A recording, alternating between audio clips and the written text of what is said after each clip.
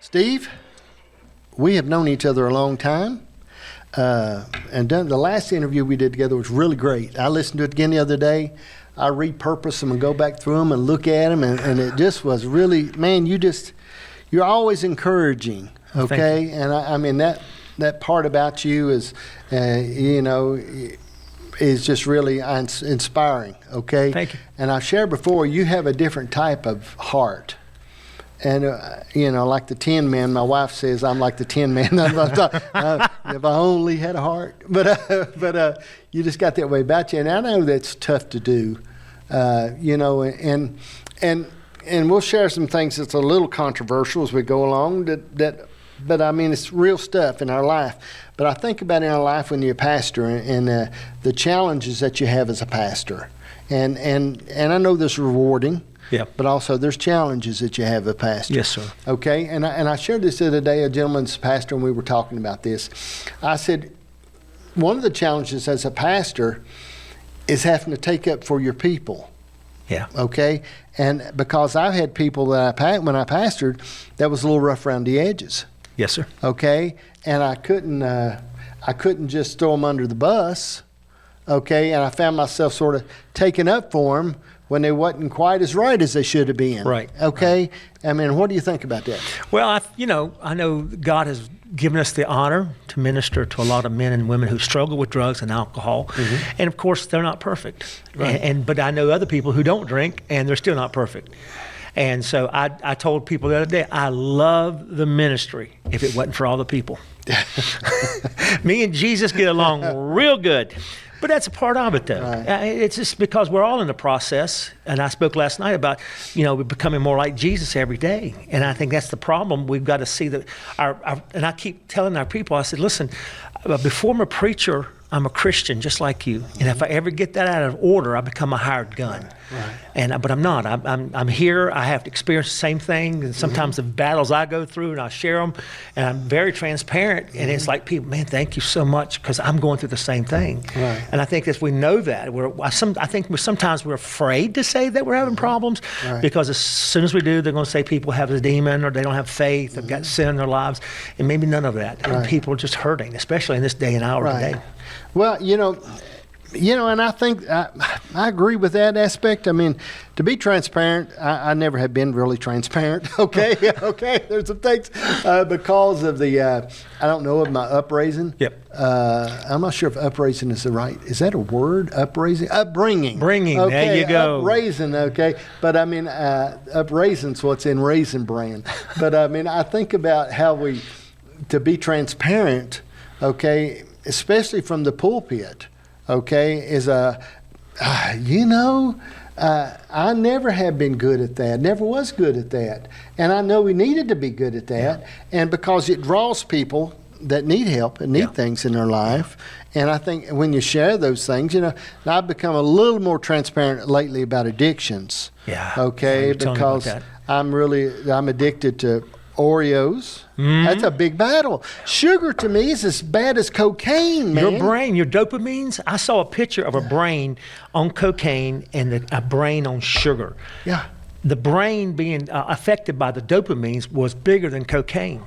Now that's my addiction. I had to front it one day. I was in church and I said, hello, I'm Steve Branch and I have an addiction. And everybody's like, and I said, my addiction is accepted because I said, but I struggle with food. Yeah. And I said, if you put Sweet Baby Ray on your elbow, I'm gonna gnaw it off. That's what I'm talking about. But God's helping me to be able to fight. And matter of fact, he shared to me, he said, Steve, it's not what you're eating is the problem. I said, well, praise, that's awesome, Lord. He says, what's eating you, that's the problem. Right. And I'm like, oh no, because that was my comfort, you know. And I think about that. I love, if I don't have a sausage and egg biscuit in the mornings, I get out of whack. Yeah. My whole day's out of whack, and everything's just not going like it needs to go. I have to, if I don't get that. Now and if I can fight something, that song "One Day at a Time," Sweet Jesus. Okay, if I can make it through this time, like the other morning, 2 or 3 mornings ago, I went over to Food Line and got me some of the watermelon slices and some mangoes. Yes, sir. Okay, and I sit in the truck and ate those for breakfast because I'm very I do things. If I don't do everything in a system, I'm very much oriented in that way. I have a plan. I have to do things. If not, I'm all out of whack. Right. In the morning when I go to take a shower, before I take a shower, when I go in the bathroom, I set my deodorant down, my toothbrush down, my toothpaste down. I set everything down on the counter in order. If not, I will not shave. Okay, wow. I'll miss it. And I've got everything I do. And before I do that, I go over and hang my washcloth outside the shower on top of the towel. Okay, and I follow the same procedure. If not, I'll be up in the day and I say, gosh, I didn't shave, or I'll forget to do stuff. And I'm very much like that.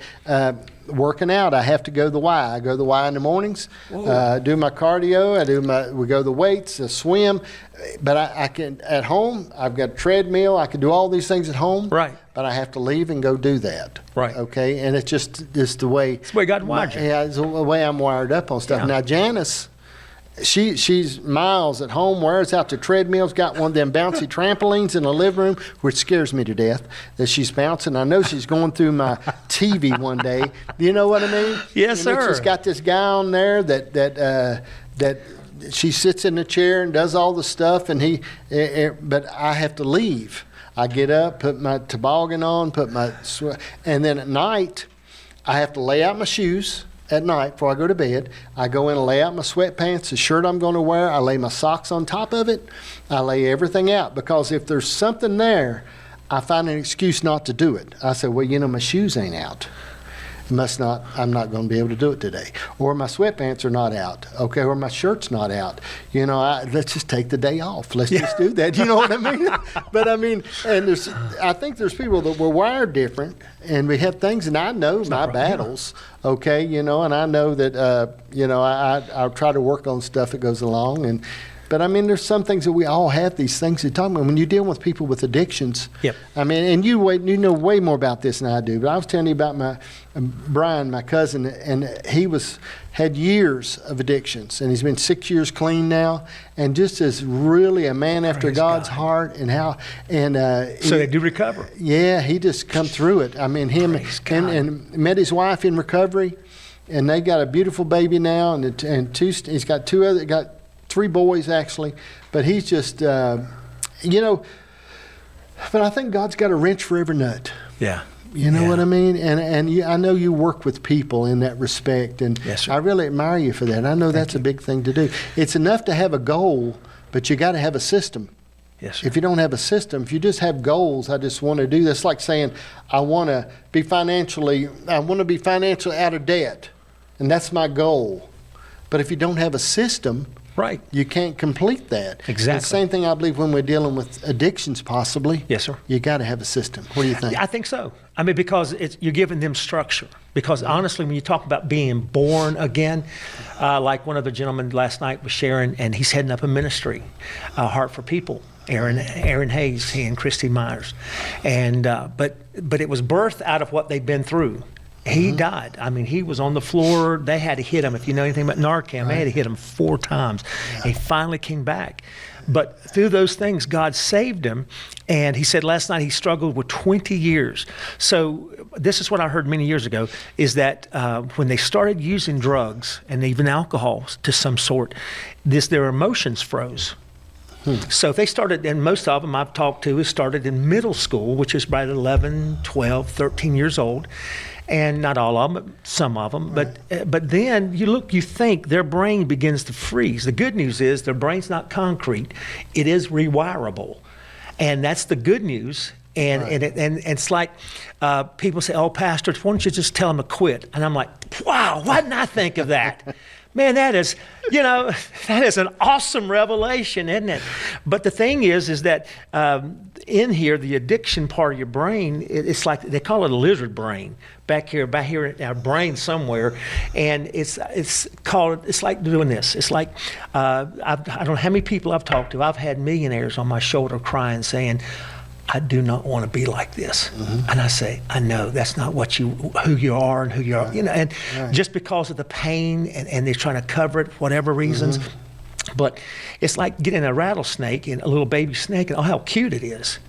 But then you raise it, but instinctively it's going to strike you. Right. And that's the same thing with an addiction, is that you're trying to tame it and trying to cover it. You can't tame it until you name it, and until you get to that part of what is wrong, what is it missing. Christ, yes, number one. That's the number one thing.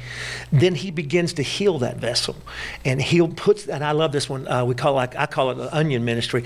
You're putting piece by piece away, and you're getting down to who they really are. And most of these guys, they finally feel, after about a year of cocaine, they finally feel for the first time, and it's scary. Right. And that is because they hadn't had any kind. They've been chasing those and been pushing the feelings out, but now they're finding them, and it's hard for them to sometimes to face these things. But man, God is just setting them free. It is amazing. Well, I think the thing is that the feeling of responsibility can be a great challenge sometimes. Yes, sir. You know, I've preached and taught a lot about to be responsible. And my pastor, Jim Legg, had told me one time, he said, now, what you're going to feel is the same thing a frog would feel where he has no wings and he jumps real high.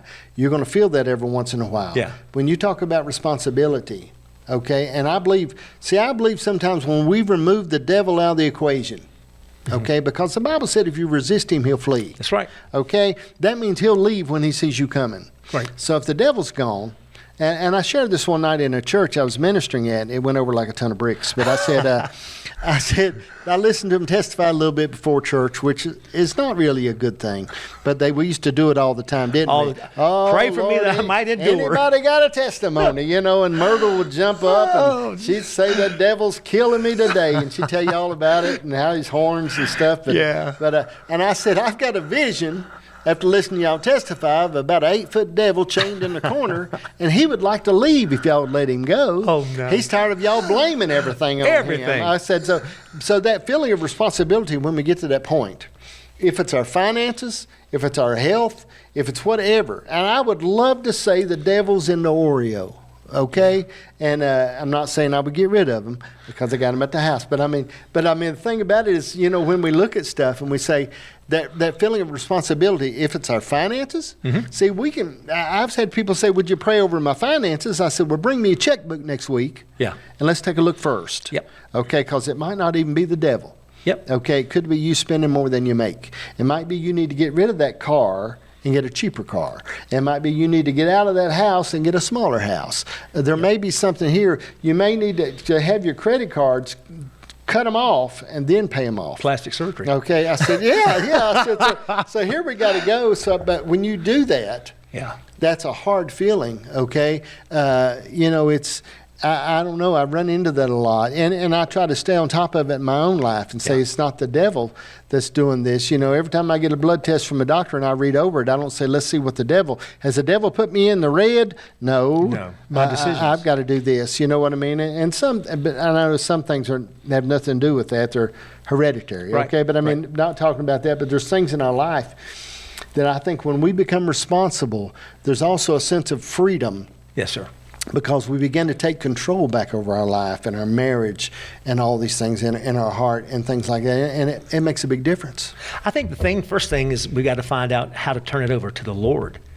Because I think that's the struggle. Because we're trying, and I say, I tell them, I said, you know, some of these guys, and I said, listen, you know, you got to understand motivation, and it'll get you so far, but it won't take you to the finish line.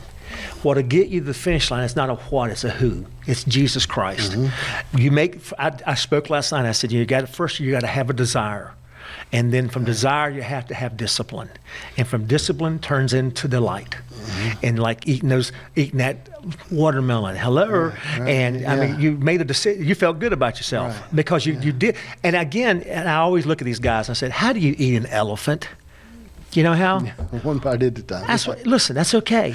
Yeah. You know, and you gotta understand that God is working in us in the process, and it's a family.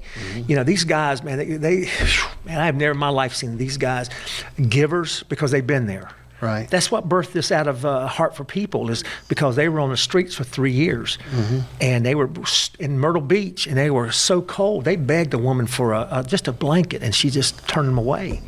And so out of that, what Satan thought he could destroy him with, now God is building a ministry to touch and change lives. And it's amazing to watch. We even got 2 young ladies that's starting a halfway house. They've got a thrift store down here. But these girls, man, God is just transforming them. Yeah. And like you said, there is hope for dope. But I think there's something that you've got a heart for this.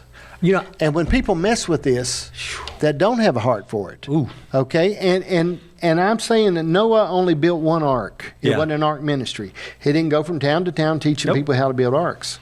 All right? And so what I mean, when you're working in an area that you're called to work in, all right, and there's a thing that I know in my life, I know what I'm supposed to do. And I got people all the time say, why don't you get your Bible and go here and do this, and why don't you get and do that? And I say, man, I've got 45 ministers here staring at me. Yeah. I've got a station that covers all of Detroit that I'm working with, that we're on every day. We're in Texas, and we're this, and we're that. And I said, this is what I'm supposed to do. Exactly. Okay? And if you don't do what you're supposed to do, and not everything you can do, if you do everything you can do, you'll find yourself, that's when you find yourself messed up, burnt out, tired, all this stuff. Do what you're supposed to do. Enjoy your life. Bless your family. Amen. Okay, and my job now is to pastor my family. Yeah. Okay, and that's who I'm to pastor now. And I shared this earlier talking to Jeff. I pastored one church. I was not called to pastor. I was called to pastor one church. Yeah. And that's what I did. And when that season was over, the Lord told me that season's over. Now I need you to do this. And I'm so merciful that I had the ear that I could hear that. Yes, sir. Because people have to wait till the ship sinks to get off sometimes. Right. Or Right. if you don't recognize the seasons, you'll be in a short-sleeved shirt standing in the snow. And I think in ministry, we have to know our seasons, Yes, sir. know our place, and relax and enjoy that, and know this is where God has got us to do.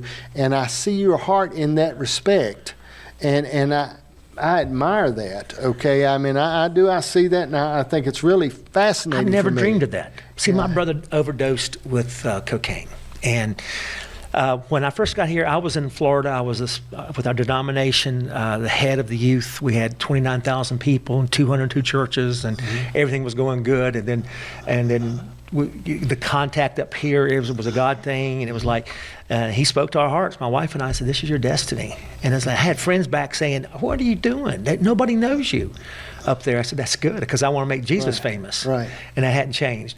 But when I got here, I was just walking one day and praying, and I was out of my heart. I said, "Lord," he said, "What do you want?" I said, "Lord, I'm not asking for a big church. I'm not asking for any of that.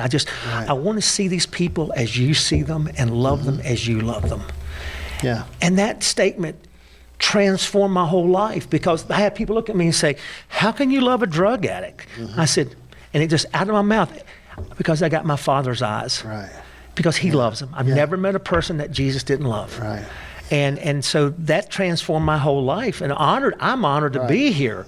And I never knew this door that opened up. Right. I've been doing it now for 22 years. We do Celebrate Recovery, 12-step program, faith-based support group. And those are the tools that'll help them, because it walks them through forgiveness. There are times one of the biggie is they had to forgive themselves. Right. And for some of the stuff they've done, and that weight, like Satan, when he first went from tempter, then he went to an accuser in a matter of a second. And the unique thing there about Satan, that word serpent in the Hebrew, I just blew my mind when I saw it. That word means in the garden, the serpent means whisperer. So it's not that frontal attack sometimes. It's like there's Oreos that call on your name. Right. Like when I got attacked the other day by a Snickers bar down at Valero. It's like, eat me! Them dirty things. I mean, you get attacked Well, see too. what happened if somebody's trying to get off cocaine and they could get it at the Happy Mart, it wouldn't be so easy. All right. Yeah. I mean, if it could go in and and I said one time, I told him, I said, one of the big things for marijuana. And I've never been beat up by anybody high on marijuana. They never threatened me. They always, "Hey man, how are you?"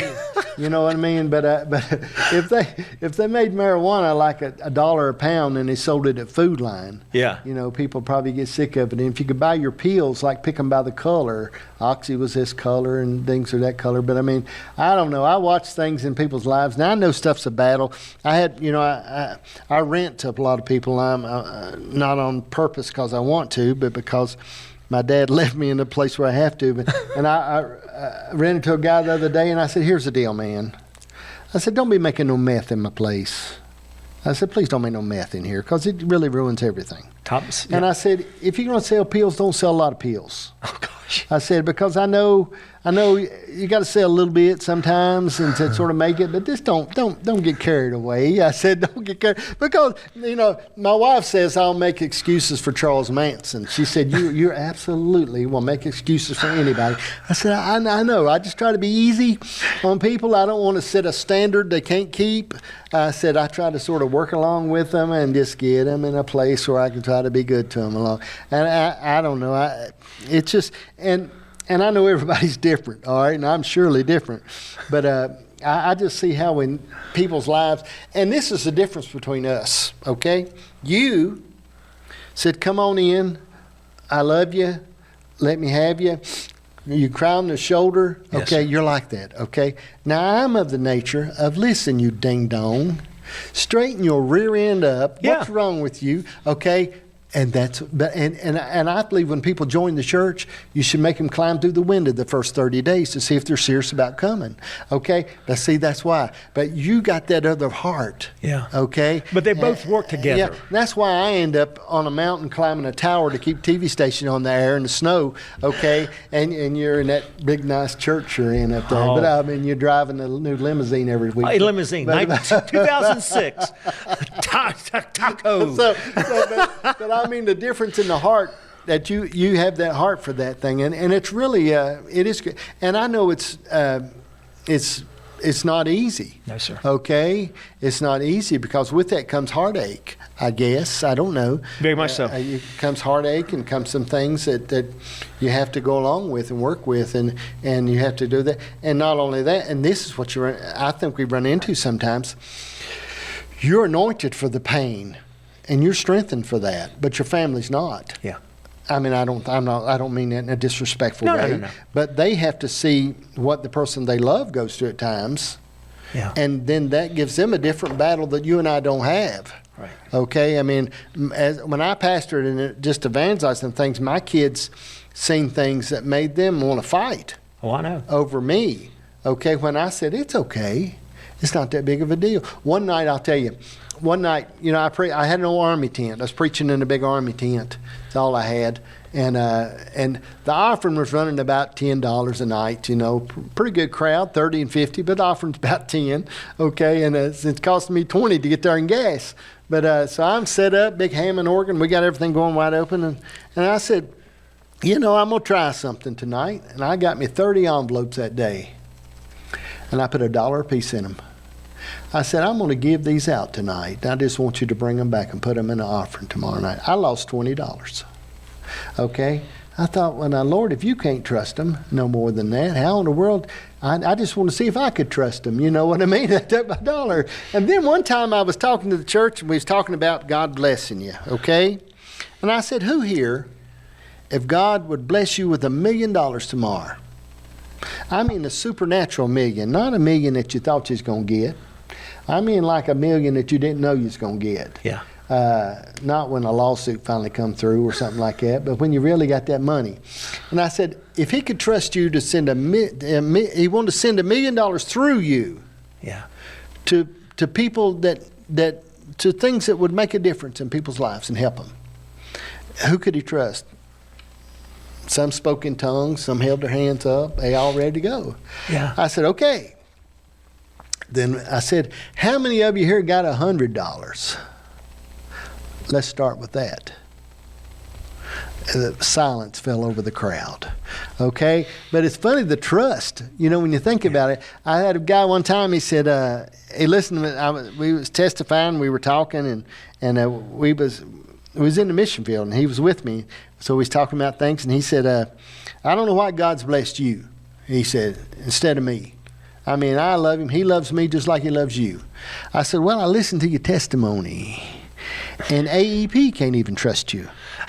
Why would you think God would trust you? You think God's looking down? He ain't no smarter than AEP. You can't even get a power bill in your name, and you think that God's going to trust you. I said, you might have to prove yourself just a hair bit to God. Now, God loves you, I believe. Yeah. But I think trust is a whole nother thing. What's your thought on trust? I totally agree.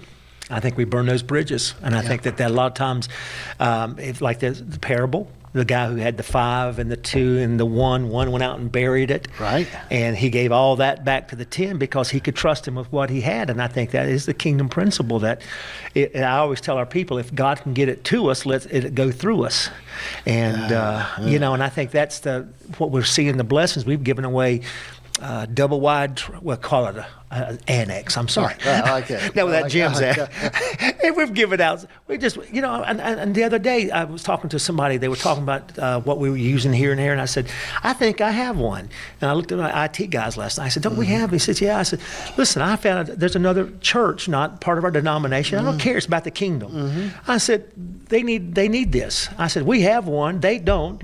We already have 3 others over here. Let's give them this one. He said, yeah. I said, because I think that's what the thing is. We built a church in Africa, you know, and I hope we do it this year again, man. It was fun. It's just awesome. But yeah, the trust is the issue that can he put it in your hands, and can he trust you with it? You know, I had a couple come to the house one night, and they came up to the house, and they were going to church there with me, and a great big old guy. He was a big guy and this little old woman, and Desi was his name.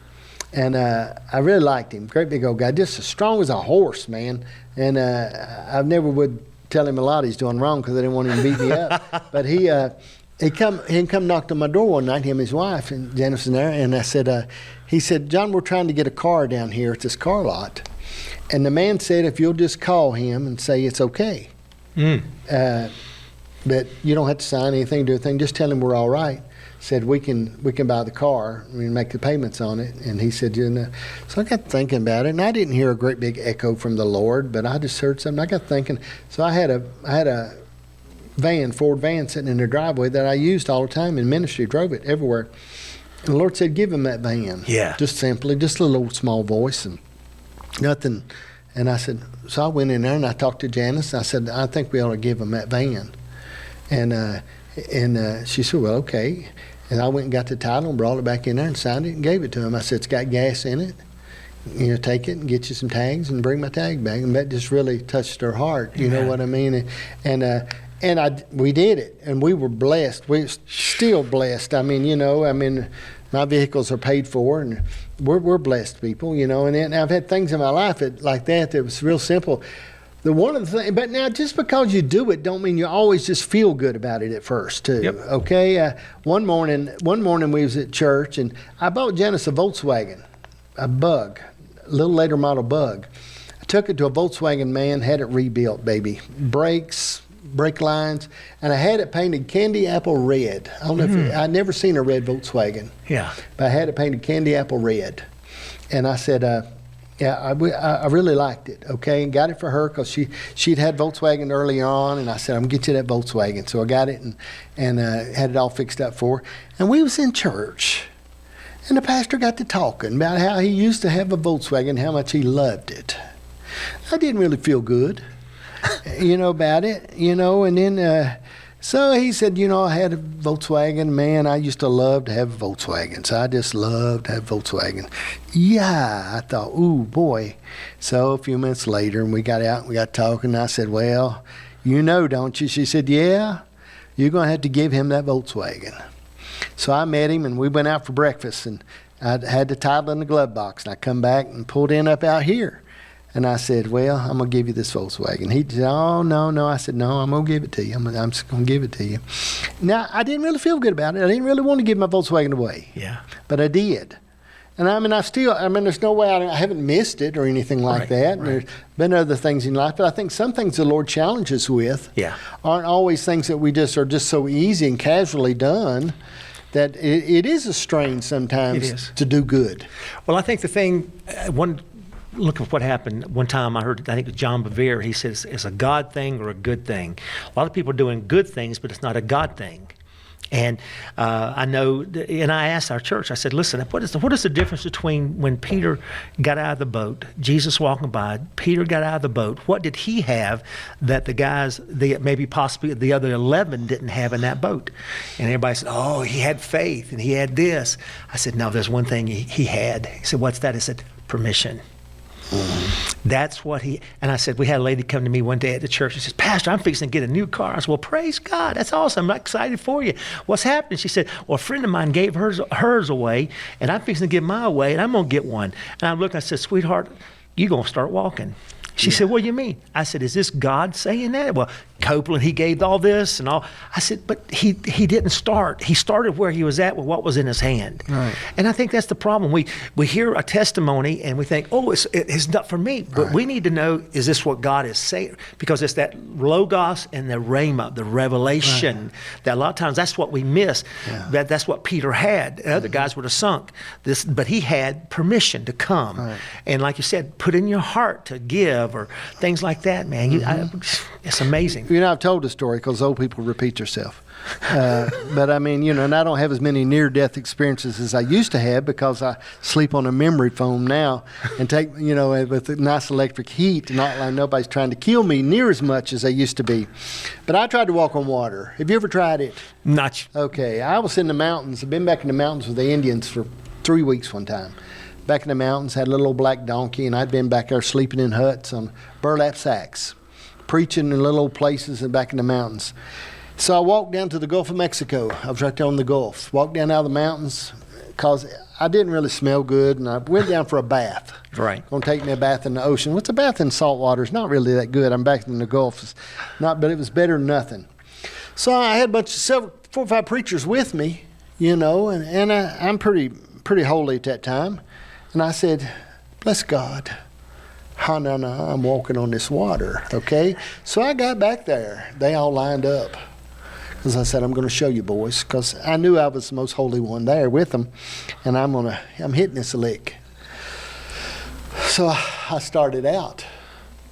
Farther I got, the deeper I sunk, okay? Got out about my waist before I really come to grips with it wasn't going to work. So I went back. And I prayed a little bit. I said, Lord, come on. Come on. Peter was a man.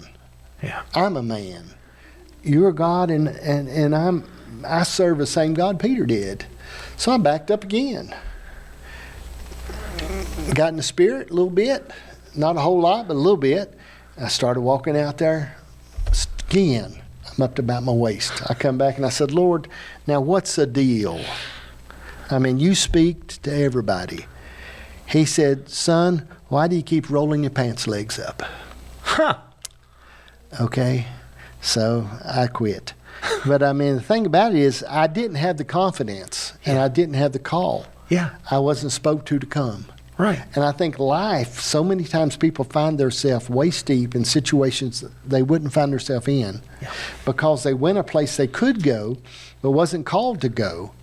And shouldn't have went, but they did go, and God let them go because he ain't going to tie a rope around us or chain us up. Nope. He let them go, and they found themselves questioning God.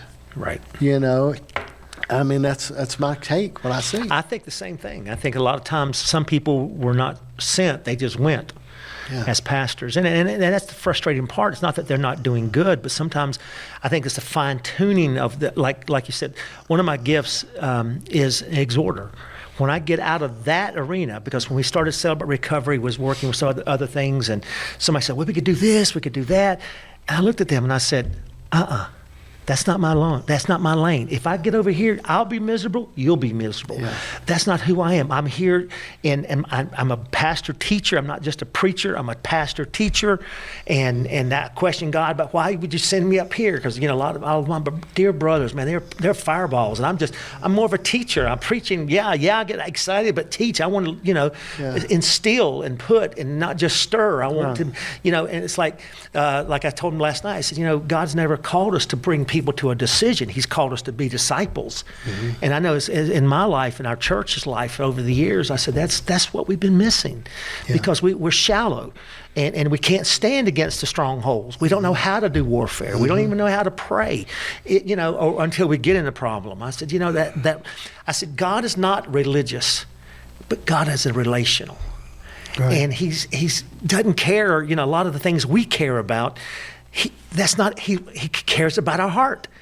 And that's what he wants to change. And the power of God can change people's lives. And I know it's an old term, and I don't hear it much today, but sanctification.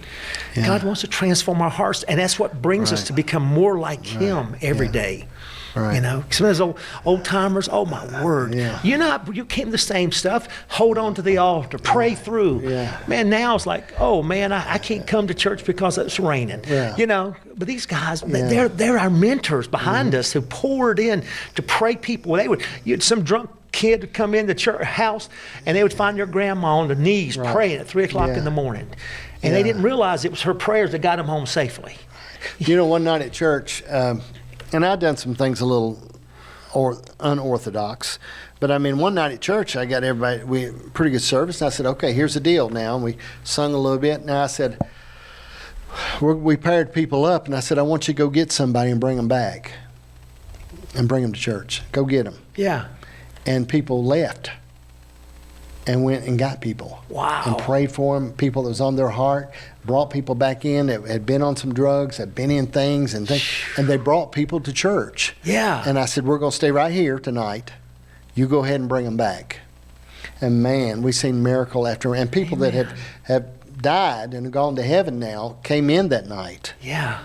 Came in. And one night, I was sort of free to do things, okay? Right. Because I didn't really mind. I knew I didn't have to please anybody, okay? It's just the way I was, okay? It may have been why I had lack of friends. But, then people stayed a little scared of me for that respect. But, one time the Lord spoke to me and said, I want you to have Wednesdays at 4 o'clock, from 4 o'clock to 6 o'clock, every Wednesday. I want you to pray for the sick. But I want you to do it by schedule, okay? Okay. So at the church, every Wednesday, and I said, people would pray for the sick, but they had to call and make an appointment. Right. Just like you was going to the doctor. Right. They would come and make an appointment.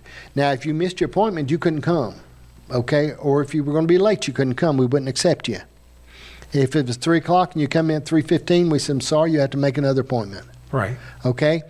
And they would come over into the other part of the church first, and I would have a couple intercessors there with them. And while we were praying for other people, they would talk to them. Yeah. And then I would say, now, when we come over here to the church, and it would be me and a couple more people with me that help pastor and good people, praying people, I said, you don't tell me what's wrong with you. I want them to tell me what's going on. And I'd sit them down in a chair. Yeah. And we prayed for them. I've seen so many miracles happen. But what it does, it gave it the responsibility. Yeah. And it gave it the respect. And it caused them to get the miracle, man. And I'd done that. We'd done it for about 2 months. And then the Lord said, okay, that's enough. And he stopped me. He said, that's enough. And I think that's a point, sometimes giving the gospel the respect. And I know there's all kinds of different people in different places of life. There's places that people come from that I cannot understand. Right. Okay? Because when we talk about, my great-grandfather was a good man. My grandfather was a good man and good father. My father was a good father. I'm a good father. So when somebody says, I never had a father, or my father abused me at 10, see, I don't understand that. Relate. Okay? So, and I know that. Okay? So, but I can point them toward Christ. Mm-hmm. All right? And in my life, and I understand what you're saying about the testimony, sharing from where you come from. Yeah. But one time I was in London. I was preaching on the street in London. And I had a buddy with me that had been on drugs.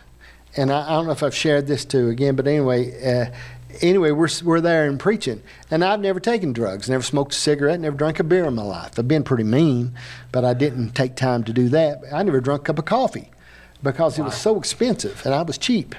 And, there's things that I've never done. Right. Okay. Right. But I could always see the cross from where I was. Yeah. Okay. So, but there's things that I missed it in. But anyway, my buddy been through drugs and all kinds of stuff. And he shares testimony how he's been through drugs and all that stuff. So we're on the street and we're preaching, pretty good crowd. A lady comes up and comes to him and says, hey, you know, I don't have no drug problem. I don't need no deliverance. Yeah. Well, God will help you financially. She said, got plenty of money. Don't need no money. Well, he'll bring joy in your life. She said, I'm already happy. I don't need that. So he turned and looked at me. He said, this one's for you. Oh, no. So I began to share with her. I said, I put my fist over against her. And I said, there's a place about that big that nothing's going to feel but Christ. Yeah. Now, if it's not, I'm not talking to you. And this won't even work for you. You're not even his. Yeah. But if that place is there, he'll feel it. And all of a sudden she began to cry. Wow. And her life changed. But see, there's things that we all have in our life when we go through these things that, man, I'm just, I want to do my part. Yeah. Okay? Yes, sir. And my part is to sit down with Steve Branch and talk about things in his life and share the transfer of information. To me is the greatest thing in the world. Right. Okay? Because we can all have it hidden in earthen vessels and never share it. Yeah.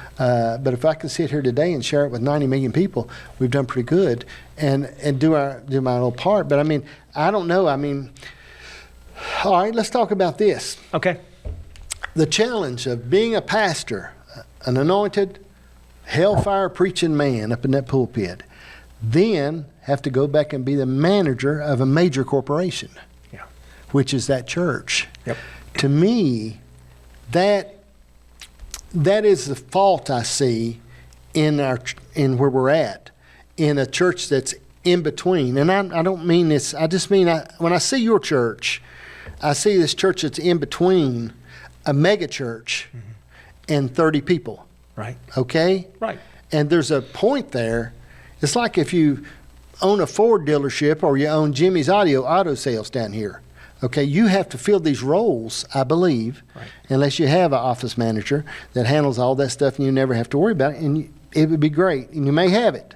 Okay, but if you could just get your Bible and during the week and think about the glories of God and get that word and walk in there on Sunday morning and say, how's everybody today? Yeah. Come up there and walk up on the pulpit and have them mic you up. Wouldn't that be cool? Yes, sir. Well, I'm telling you, the good news is that I do have a lot of people behind the scenes that are helping me. Mm-hmm. They've been Aaron and Hers to me and holding my hands up. Mm-hmm. And I think when I was coming up, and I'm pretty sure you've seen the same thing possibly, is that when I was growing up, it was the pastors, they were afraid to ever let people, because they were afraid of the pulpit, they were going to get better applause. And man, we had a young lady the other night, first time she ever spoke, and she blew my mind, Miss Beth. Man, she brought things out. I'm like, I have never seen it. And then we had some other girls preach before, minister, right. and it was like, girls, I'm gonna tell you, I am embarrassed to tell you, I preached out of 1 Timothy, and I used it 20 times. I did it for 10 minutes. You guys have got an outline. I said, and Lamar is another one, awesome brother. Right. You know, I'm feeling that my heart and my passion is, I know I'm not going to be here forever. I know that. Now, I'm not saying I'm leaving, right. but I'm knowing maybe one day, you know, if the rapture happens, I'll give you the keys. No, I'm kidding, John. I'm kidding. But I want your PIN number. I don't care about the keys. Yeah, don't worry about that. But I realize that. But my heart now is I want to pass the mantle on to another generation. Because when I got here, the Lord spoke to me. He said, Steve, you're not raising a church for today. You're raising a church for your grandchildren. Mm-hmm. So I'm looking down the road trying to thinking, you know, we've got people now that if I step back from Celebrate Recovery, that thing's going to go. Mm-hmm. For ministry, that thing's going to go. Prayer warriors. Right. I don't have to be involved in everything and do everything. And sometimes I come late to our men's breakfast and they say, why do you do that? I said, well, because every time I show up, everybody looks to me for leadership. These are the leaders. I want to teach them how to now make those decisions. Yeah. I talked to Dr. Townsend from Liberty University. And he looked at me one time. I said, what if I was in one of his conferences, I said, what would you suggest a young pastor to do? Like myself, what would you suggest? And, you know, he didn't blink an eye. Go to college and get administrative skills. And I think that's where we lack. And that's where the frustrating part is for the pastor, because I think somebody said one pastor can probably handle about 125 people. Okay. Yeah. You still got a friendship, fellowship, and you doing all that, but where we're at now, no. But I've got people, Right. I look to them and say, man, go for it. Our staff, oh my goodness, I am so blessed. I am so blessed, John. Yeah. I mean, you know, if I ever pastored again, and I'd just soon handle snakes, but if I ever pastored again, okay, it's not because it was that hard. It just was, I just said, and I'm not against handling snakes, but I mean, I think I would cap the church at about 25, only 25 seats. And I would just say there was prophecy went out years ago about me ministering to millions of people, okay, and you know, I mean, it went out, and I thought, yeah, okay, and I think about, but then, you know, today we can sit down like we are today, and it's just unimaginable the amount of people. You're touching and right. I can go to places and people say, hey, I watched this, and stop me. I picked a boy up. He wasn't actually hitchhiking. He just was walking the other day, coming through town, and I stopped and said, hey, you need a ride? And he said, yeah.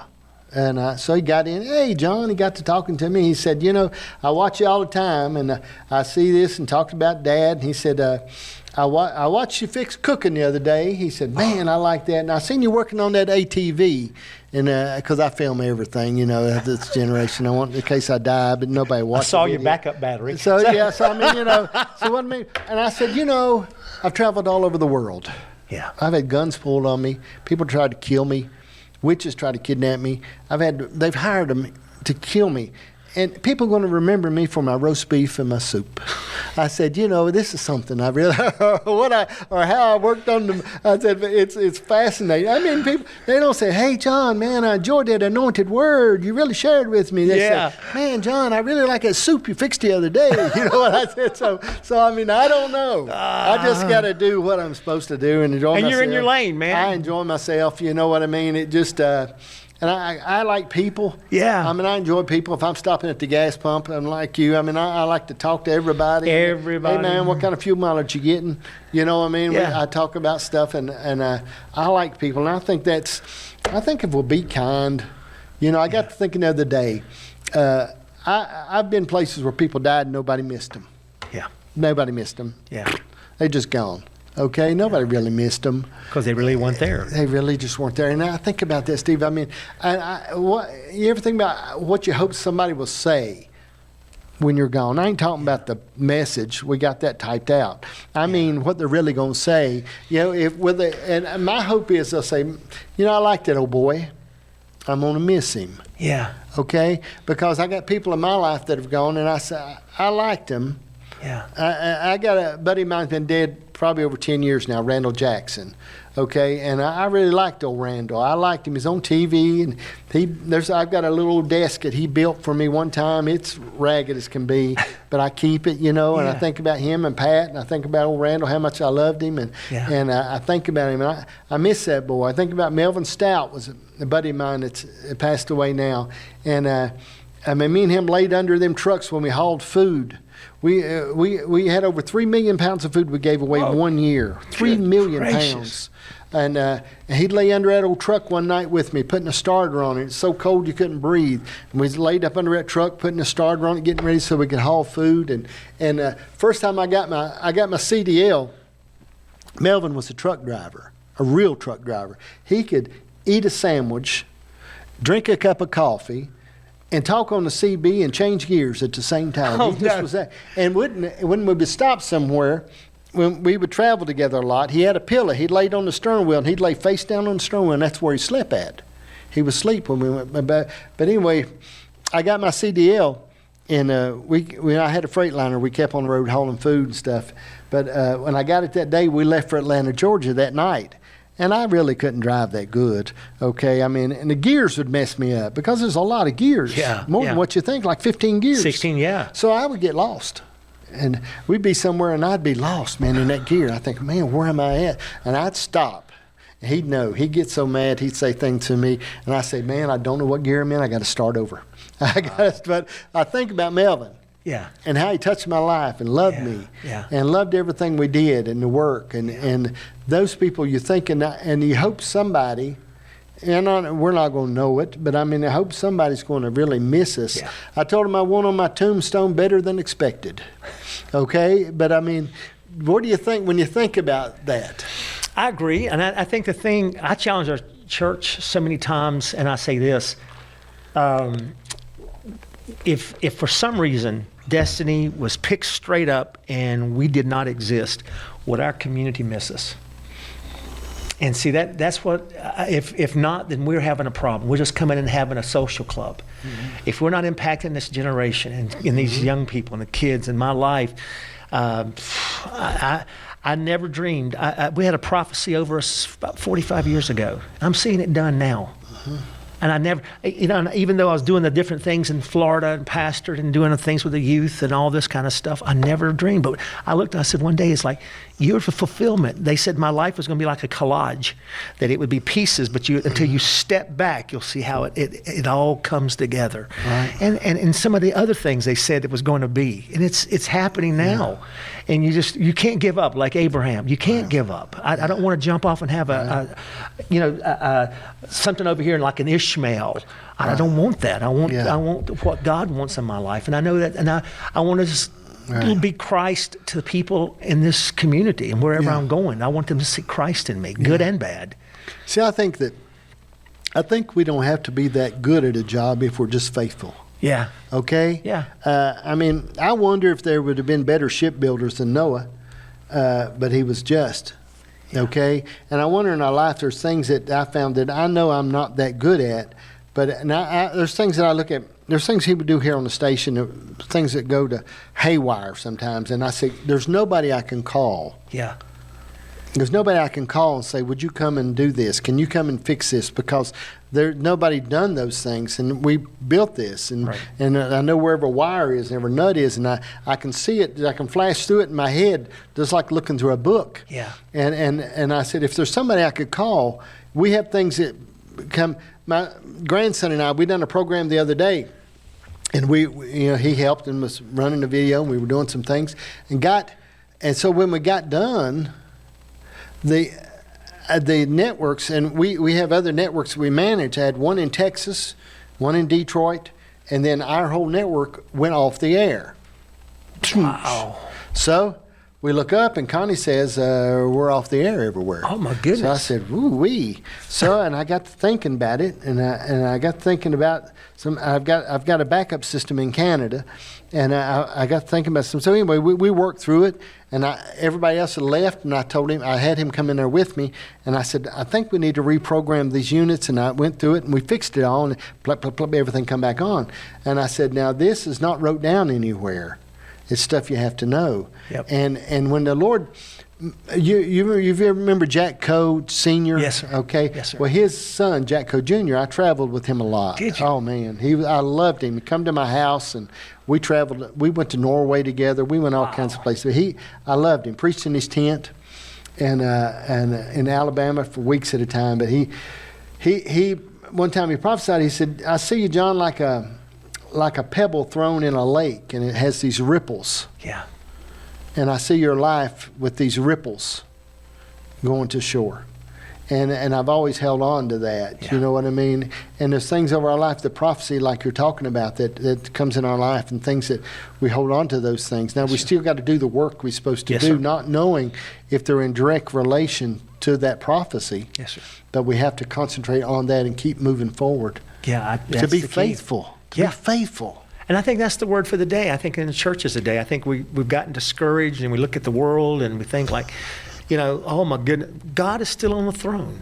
This may surprise us, some of the stuff. And then we start reading the Bible, and we're starting to see how it's all fitting together.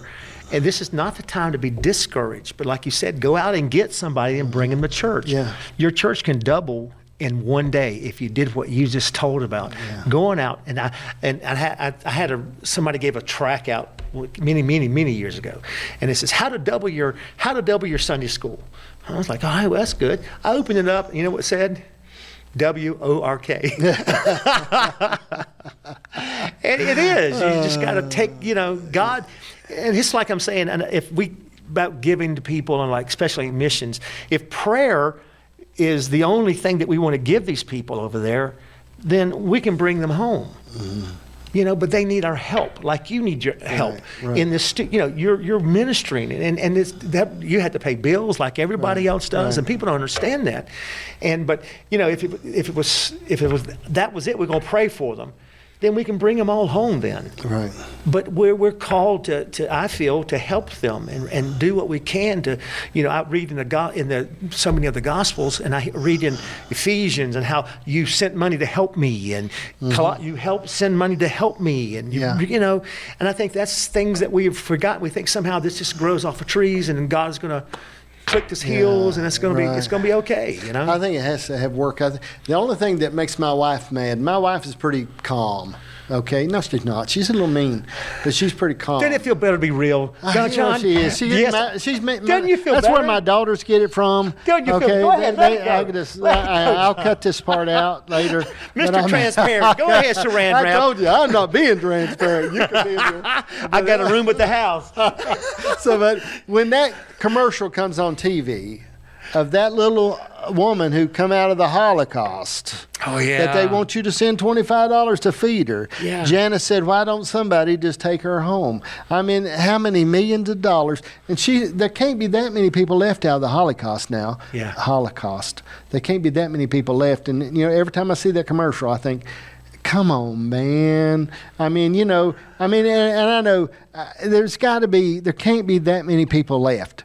When they take that woman, that little old bag with them potatoes and carrots and that little bit of stuff, and she starts crying, I'm thinking, take her home, okay? Yeah. Do something here. And it's just an insult to the world when that kind of, I don't know. I'm not real big on that. I understand. And I'm real big on you know, I worked with a lot of charitable organizations in the past, and I watched them. Yeah. And I watched how you know, when 40 cents of the dollar goes toward things, I think that's a little heartbreaking. Yeah. And you know, and there's just, you know, we were blessed in the ministry that we could take in 100,000 when we were doing food and distribute $3 million worth of food. Okay. Yeah.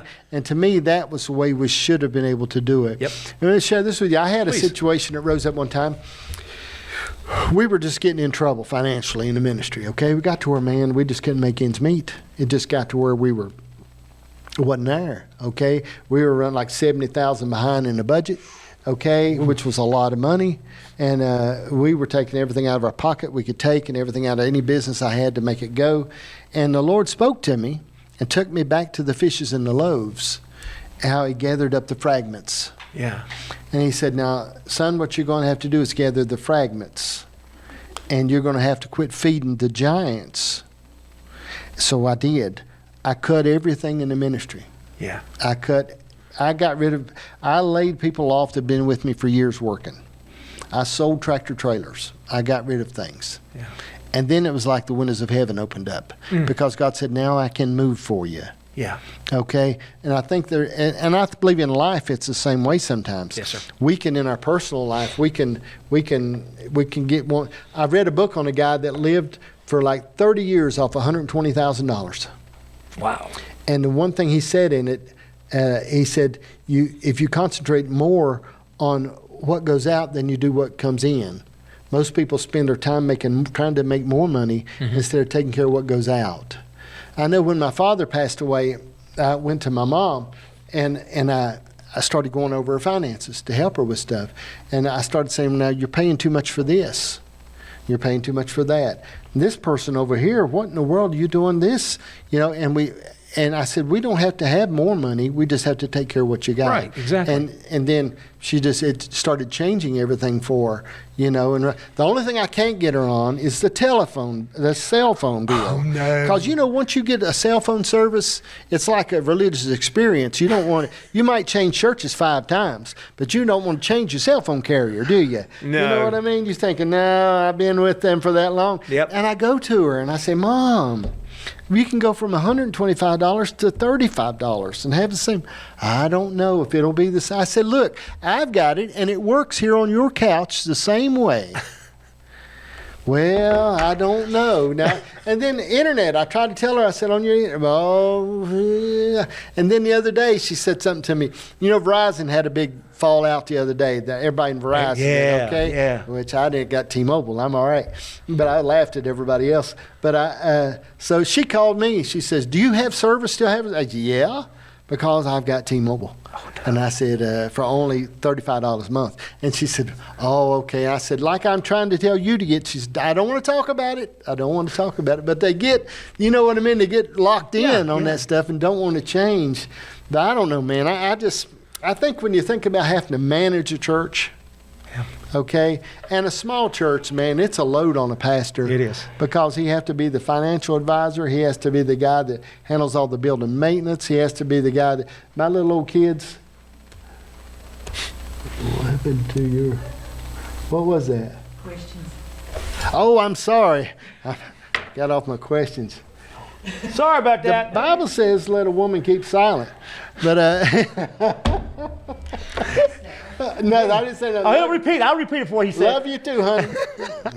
That woman. I always said, Lord, it's the woman you gave me. I introduced my wife as my first wife. Oh, see? Yeah, I said, this is my first wife. Yeah. And but I don't know. I think about life, and we go through these things in managing the church and taking care of it. Yeah. And it's And a load. up here, you know, in the hills, what I admire about these men and women, but I admire about these pastors up here, some of them are bivocational.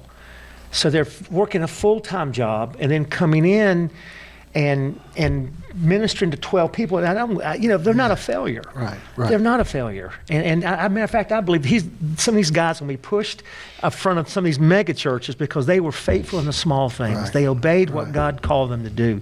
Mm-hmm. And then they, man, great is their faithfulness, you know? You know, I think what happens too is that we begin to get our level of success if we're not careful, becomes related to the response of people. Yeah. When that doesn't, instead of the obedience of God, and we can say you have a revival crusade, nobody gets saved. Right. Nobody comes to the altar. You give the altar call and everybody looks at you with that blank look, nobody comes up.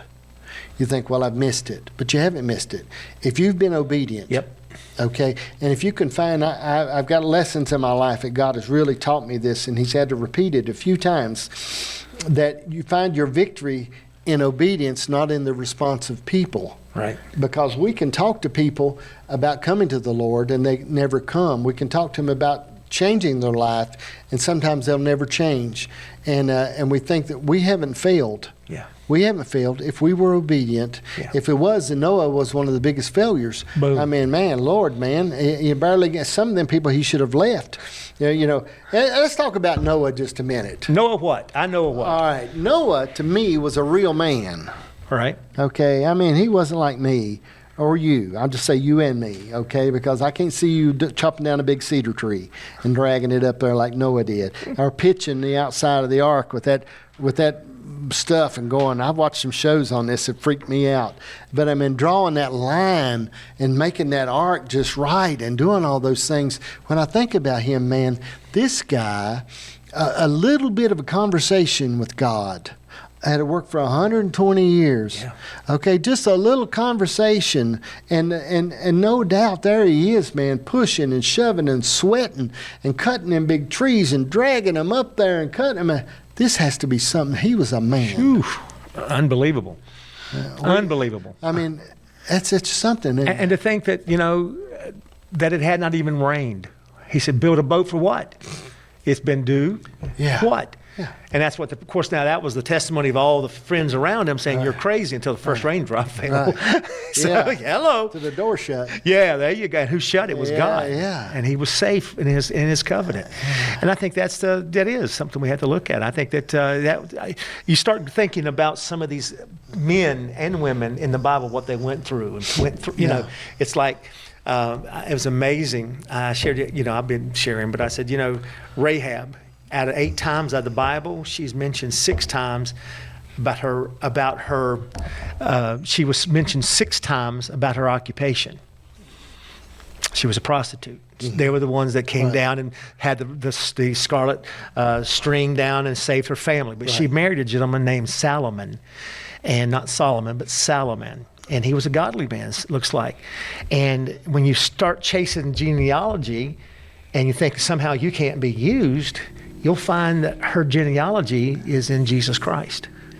That God used a prostitute. And Naomi and Ruth, look at that. Naomi came over, and Ruth, you look at them. She came out of a foreign land, and she was a Moabite, but yet God used her. And you'll find her that she had, Ruth had Boaz, and they got together, and they had a young man named Obed, and then he birthed somebody named, I think it was Jesse. Who in the world was Jesse? Who had a birthday, had named David. Right. So for us to think that, these churches and what God's doing in our community, these guys, I pray they don't get discouraged and keep the faith. And, and so you're right to have a field like that. I can't wrap my head around it. Yeah. To me, when I think about success, and we've touched on it a little bit, success to me is, and I don't know if it's where I'm 66 years old now, and is freedom. Yeah. Okay? And when I look at things and I look at the Lord, I know that God wants me to enjoy my life. Right. I feel like He does anyhow.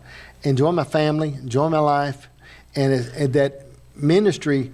And I went through some hard times in ministry that I made hard because I had to learn some things. And but I think sometimes when we look at being successful, okay, and we talk about people now being successful. Let's talk about the person attending a church that says, I want to be successful. So many times that people say, well, you were talking about money, okay? But I wonder sometimes, because I know people in all different walks of life. Yeah. Some that have a lot of money that don't have any freedom. Yep.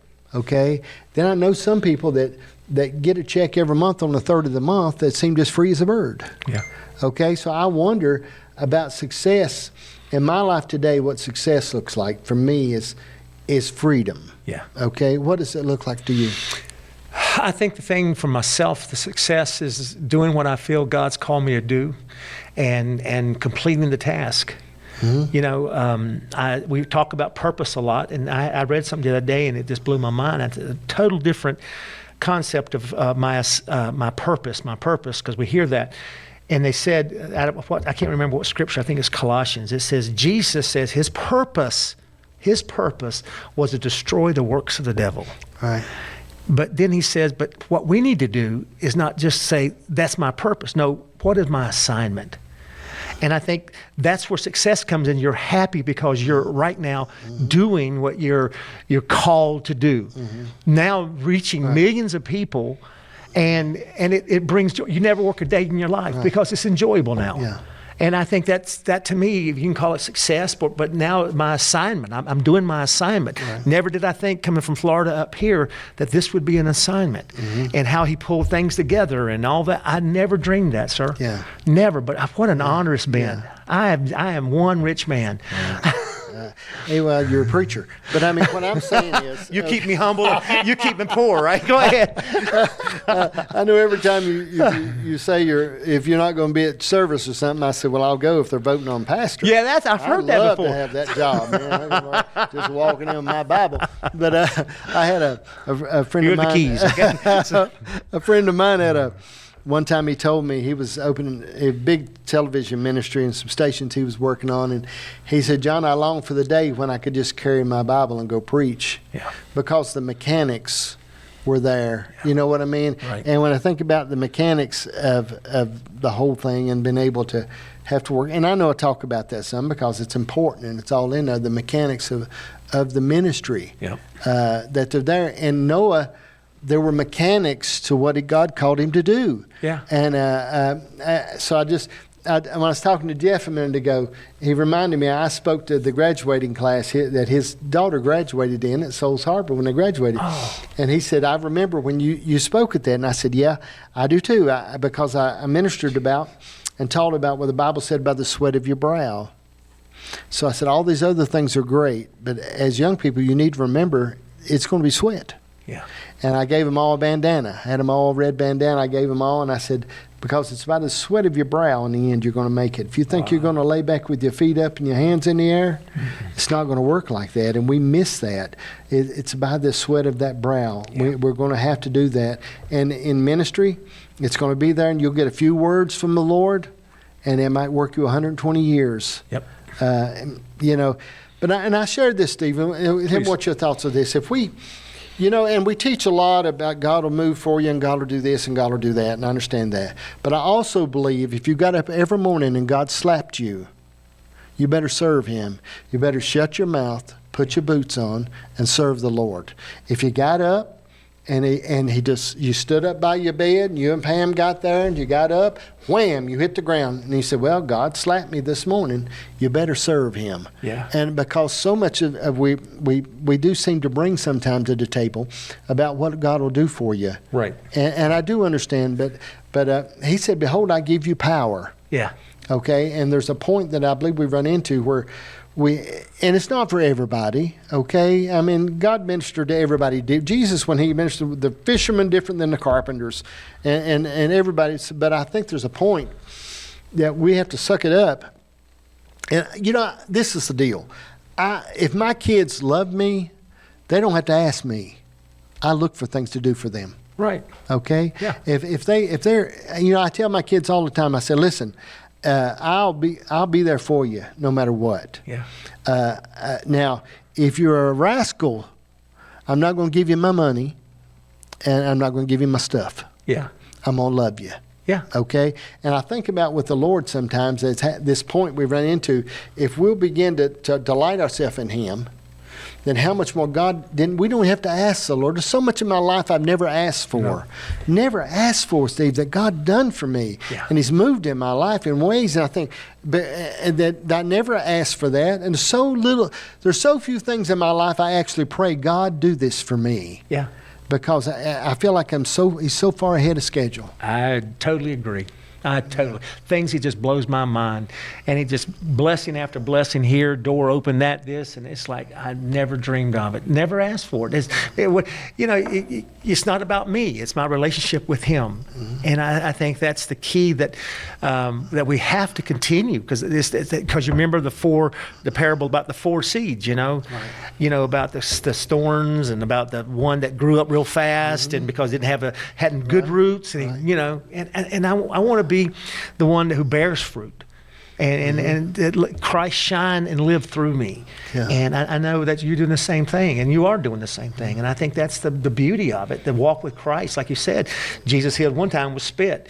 I don't think I'm going to go spitting on anybody's eyes unless the Lord tells me to do that. See, hello. I'd like to have that video for YouTube if I could get it. Would you? That would really. I will be glad to put you into it. That would greatly enhance my income. Yeah, good job. I'll help you with that, Brother John. My pleasure. I don't know. I just think about being faithful. Yeah, you got to be. Just be faithful. If I shared with Jeff, I just had 45 men work for me, and I said, if you'll just come to work, just come and show up. Right. Okay, and same thing I believe for the Lord. If we'll just show up. Yeah. And not be mean. Yeah. Okay. Oh, yeah. I mean, I think I used to like them rubber bands people had on their arm when they was trying to quit smoking. To flip those things. I think when you're hateful, you ought to have one of them and flip that thing. And you'll get to where you do better. Just flip it. Yeah. Or have somebody else flip it for you. I mean, I'm sure Pam would say, let me see that rubber band. She'd pop that thing on your arm and say, now watch that mouth. But there's things in our life. I think if we'll just be kind and don't be so hateful to everybody, and I don't know. When you talk about this, the balance that we have of family and being a pastor, okay? And I know that's not an easy thing. And your kids, praise the Lord, are big enough to be gone, okay? And I don't know how you felt about that. I really like that. She probably wasn't happy, like when the kids left home when they growed up. And no, but I did put a sign out front, the Branch Hotel. No, I'm kidding. I didn't do that. Yeah, we get a chance to see them every once in a while. Yeah, it's good. Seeing them is good, and they leave. You know what I mean? Would get their kids pumped up. Amen. Yeah, you know, Sugared my up. family, you know, we eat together a couple times a week, and I have a noisy family. They're very noisy, and I don't know if it's where I'm getting a little older, the noise sort of, you know, my ears are just a ringing, and I love having them. It just, man, my heart just, I'm like that Grinch where his heart got real big, and when I think about them all coming, everybody getting together, but you know, but kids, I think people are not, and I'm going to say this in fear of not knowing exactly if you've done this, but people will build these houses and give all these kids their own bedroom and bath and all this stuff. And I'm thinking the object is they leave. Yes. Okay, and you don't really want them to come back and live in your basement. Now, if they have to for a little while, Yeah. okay. But I mean, the thing about it is the eagle, they didn't build onto the nest. They threw the chicks out, Yeah. took the stuff out to the thorn show and got rid of them, let them go. But so many times it seems like we look for them to stay, and that's why I think you should always pile as many of them in one room as possible, and where they're not comfortable. You know what I mean? Because Yes, if sir. you go give them all that, they just come back. They won't never leave. Never leave. Yeah, and I don't want that. So I think that's what our godly responsibility is. Yeah. To train up a child, to get them to that place, like you said a while ago, with finances and the things like that. Mm-hmm. I love what it said in Proverbs 22. It says that train up a child in the way he should go. When he's old, what happens? He shall not depart. We emphasize that the way they should go, but I think there's another word in there that we need to focus on, and that is the way. What is their calling? One of my sons, I love football. One of my sons tried to play football. Dad, I don't like it. I said, that's all right, son. That's not your gifting. That's okay. That's how, if you don't like it. Well, he's leading worship today at a church down in Myrtle Beach, South Carolina. Well, I had another son who loved football, and who cares? But Right. It's that part of them that we have, as a parent, have to discover what their giftings are and do everything. If they feel like they want to play a piano, put them around somebody who can play a piano and Right. pour into them and teach them, So, Yeah. Let me challenge something. Oh, no, here we Okay, go. No, all right. I don't. I'm not doing steroids. All right. Testosterone. Yep, baby. that's what it is, brother. I hate to all right. brag. The way we differ, you and I differ. Okay. And I know you've got children in ministry, Yes, sir. okay? To be honest, I never wanted my kids to go in ministry, okay? Now, if they did, it was Gifting. all right. I mean, Yep. I don't think my mom and dad ever sit me aside and prayed I would preach or teach, or that I don't know if they ever did when I was growing up. And I don't know, because there's just and I'm not complaining about it, but some of the heartache I never wanted my kids to go through. Well, I think I made a decision many years ago. I left the church at the church. When I came home, I didn't want my kids to hear the stories. Maybe my wife and I discussed them privately. The hurts, she would probably catch it before I did, because, they would go to her and say this about me and all this stuff. But I did my best to show the good side of Jesus Christ to them, that God's people, it's like I started, sometimes about the tattoos and all this kind of mess. And I said, because a lot of us, that's not God. That's his crazy kids. Right. And I wanted them to know that this is not God. This is not. And I didn't want them to see me get bitter. I wanted it, the difference between bitter and better is one letter. It's I. I made decisions to not. One day I was praying because some people we had 45 people walk out of a church one day, and they were accusing me for everything. It was craziness. I never had gone through that. Right. And this was back in Florida, and one gentleman was going to sue me, and it's just for whatever reason. It was just because I took a stand on the Word of God. Right. And I don't. But I got in the sanctuary one morning and was praying, and the Lord said, "Pray for them." Well, I wanted to pray for them. I wanted to burn them up. Right. I wanted them, but the Lord says, no, that's not what I said. Bless them and pray for them. So over time, it didn't happen overnight. Over time, he began to change. He didn't change them. He changed me. So one day I was praying, and it's like a vision, and it's like the Lord, I was wanting to see them. This is going to sound crazy. Stay with me, please.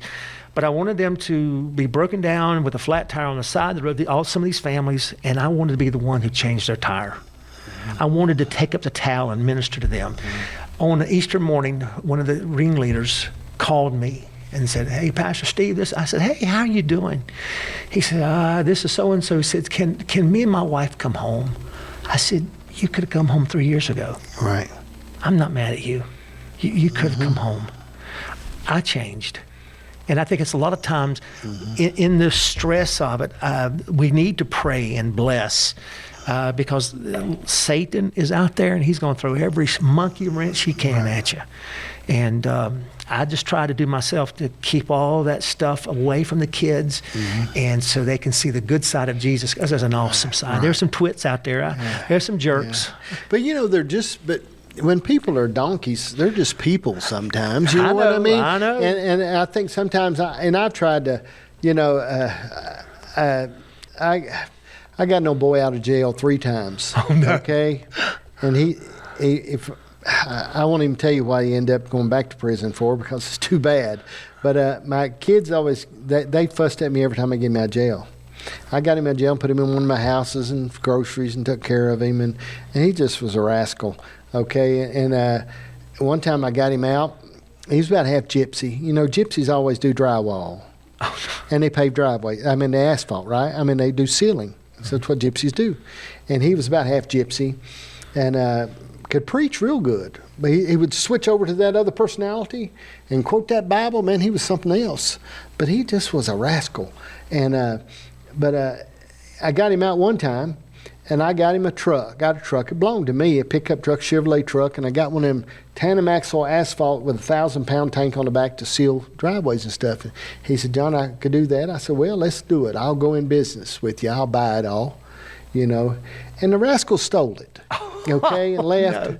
And he called me back and he said, "I'm in wherever." He told me where he was. And I said, "Would you do this for me? Give me your address. I'm going to sign the title and send it to you. But I just don't ever want to see you again." Yeah. I don't ever want to see you. I don't want to look at you. And boy, you got to tell me what a rascal I was in, all the things I'd done wrong. But I thought to myself, some of the people that you run across in these situations, they're just people. Yep. Okay? And they're not, a lot of times I said, "Lord, them's your children." Okay? And they're your children, and you'll have to deal with that. I'm not going to hang on the cross for them. I'm not going to do it. I'm not going to sacrifice my family for them. Nope. And as we're sharing, when you talk about pastoring and then having your family, I'm just not going to do it. I was blessed enough to take my family with me a lot. Yep. I hauled them up and down the road preaching, and my son's been whipped in every church in their area. Okay, he got a beating every church everywhere. service. That's why he didn't want to go to church. He'd always got a beating in the bathroom. But I think about them all, and I was blessed to have my oldest daughter. We would travel and sleep in that van in church pews. We slept on many a church pew and clean up in them old cold bathrooms, and took her to Norway with me. Wow. And I took her over. Took my son with me to Jamaica. I was had a big crusade in Jamaica, and I just turned him loose. You know what I mean? In the country of Jamaica, he'd be down there with all them little black kids, and he about a foot over top of all of them. He looked like a giant running around. Oh no! But I was blessed, and they remember all that. Yeah. That stuff stands out in their mind, but in the end of it, and they all love the Lord. And their heart's there.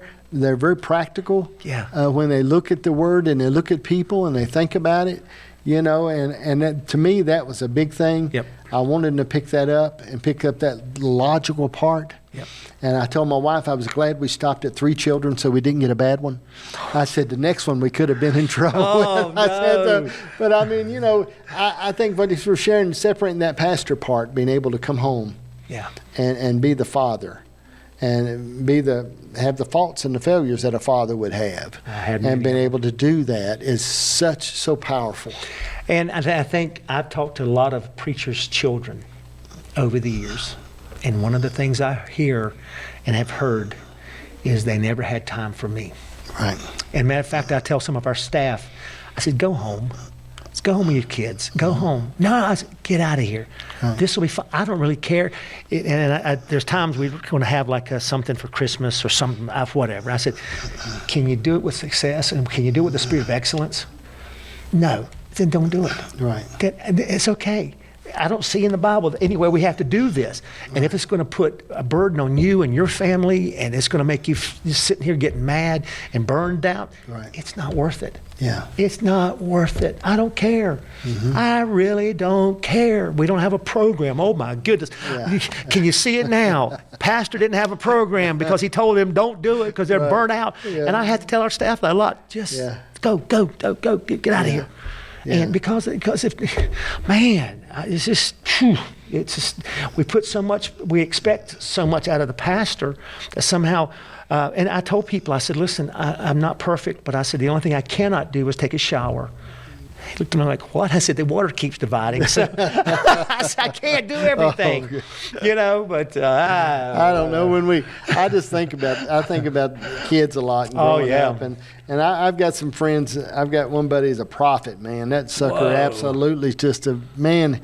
He just spoke so much in my life, and and a kid. His son would break into his house every time he leave for revival, cut a hole in the roof with an axe. Oh no! You know what I mean? Yeah. And it just took him years to get, and he wasn't a good father. Yeah. Okay, he was a man of God. Yeah. And I know one time we went to his house, and all my kids, and my wife and I, we just don't argue. Okay, and I've had people get mad at say there's no bunch of fighting. Okay, no. I wouldn't be mean to you. Okay, and I'm surely not going to be mean to her. And if I miss it, and I apologize and say I sound a little sharp. I'm sorry, I sound a little sharp, and we go on. But we went to visit them, and these two people they argued a lot. I'm talking about I growl, and my kids just sat on the couch and looked at each other. And listen to these two people just growling at each other. That was the way of life they chose, though. Yep. And both of them, and she was probably as anointed praise and worship leader and singer that I'd ever met in my life. Yeah. And he just is a prophet, a man that I'm talking about, just was something else. Okay, he'd spend time in the cave in the mountain just seeking God, and he just I listened to him speak words that were just overwhelming to my life. But this way they would do it. And my kids, when we went back out and got in the car, they just all started crying. And they were so overwhelmed by this growling and bickering because they didn't hear it at home. Yeah. And I thought, and I think sometimes that's just such a man, to have that home life for your children to grow up in and live in, and I think we have to guard that thing. Yeah. And we as men of God have to guard it. And then our grandchildren. Well, you look at David. What did he do after Absalom? Had sex, or he killed the son-in-law. However, it went back. Got crazy. Well, David didn't talk to him for a couple of years, and he even lived in the palace. But look at what it birthed. You'll find there it said that one time it says David kissed Absalom in public. In essence, kind of gave him a point of approval. The next chapter, next verse said, and he led people away, and he caught people that wasn't even aware of what he was doing. He was leading a rebellion against his own father, and it said he brought people. Okay, have you ever been invited to somebody's house and you thought, oh man, I don't know about you, but go have some fellowship. We're going to be great, and they come out with a piece of paper that has circles on it. See, there was a bunch of people that didn't realize what Absalom was doing, but he was doing a conspiracy against his own father, and people were. That happens in churches. They hear the wrong side. They hear the wrong side of what's going on, and that's why I say, man, gossip is so bad because you might be talking to the person that has the problem. Well, I say the truth sometimes is in the middle. Oh, okay. Yes. I mean, I don't know. I think sometimes, and I deal with that, and I watch it. And even if it's true, you shouldn't share it. No. Okay. And it's nobody else's business. No, you need to keep it unique, because I think if you get careful, you got to keep your foot off people's throat and give them the chance to do something different. Yeah. You just got to lighten up on them a little bit. I told people sometimes, Pastor, you know what's happening at thus and such church? I said, no, I don't want to know. I said, because number one, someone is biblically wrong, because it says if you have a problem, you go to that person privately. Right. You don't blow it out on Facebook. You don't blow it out with somebody else. Then you go to the church. That is family business. Yeah. You don't blow it out, because what you're doing now is, if a sinner hears this, guess what happens? They say, yeah, I told you, every church is like that. No, they're not. Yeah. And I said, you're not biblically doing what's right. You're leading, here we go, a conspiracy against whether that pastor or whatever, and you're doing wrong, because biblically you're supposed to go to that person privately and then bring it, if not, then bring it before the church. Right. And if they're part of a denomination, then get the denomination in.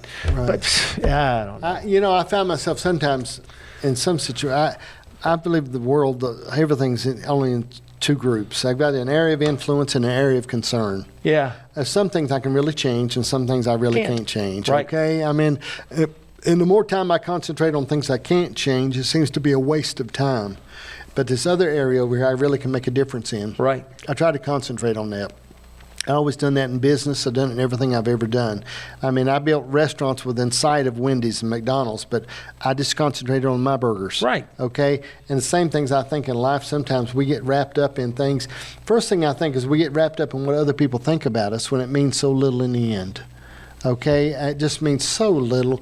It has so little influence on what I actually accomplish in my life, what people think. And because you can change what you think. Yeah. And sometimes people are not thinking about you near as much as you think they are either. Correct. They're really not that concerned in thinking about it. And I found just ease up and go on about your business. And now it's hard in the position you're in. A pastor is not an easy thing, especially when you got more than 25 people. But sometimes 25 can be just as hard. But I mean, it just is. It seems like that. There. What do you feel when you think about the core of what you're supposed to do? And I know it's many things, and you've touched on it some earlier on when we started. But what is the core for Destiny? What are you supposed to do in this area, in this community?